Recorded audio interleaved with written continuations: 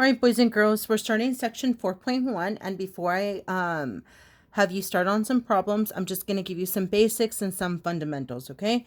So here I drew a circle and I labeled some parts. You just have to imagine it's the most perfect circle, okay? So I drew an angle here, and this is called a central angle. And you know why it's called a central angle? Because the vertex is in the center, okay? So here would be the center of the circle. Okay. You just have to imagine it's the most perfect circle, okay? The sides of the angle are radii S or radii, plural.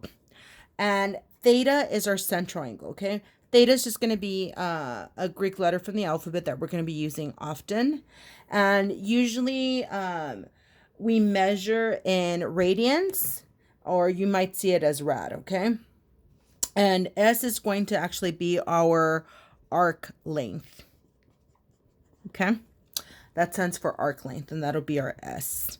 And this is the arc. Any part of the circle is the arc, okay? One full revolution is a whole turn, okay? And remember, a revolution is a whole turn, but we're looking at the outside of the circle.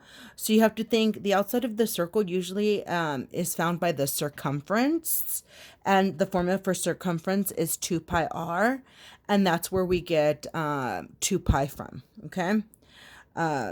So those are a couple little things that you need to know. In this case, we're making the arc length the same length as the radius. Okay. Okay, so one full revolution is the same as the circumference, which is 2 pi r. And it's and we want to go counterclockwise, okay? So our arc length would be 2 pi r, the full revolution. But in this case, we're going to assume that the arc length is the same as our radius when theta equals 1. So we're going to assume that it's 1. So 2 times 3.14 is a little bit over 6. So it's approximately 6.28. So you're going to assume we can basically divide this into 6 radius length. Okay, so I'm going to show you in the next picture basically how we can break down the circle. Okay.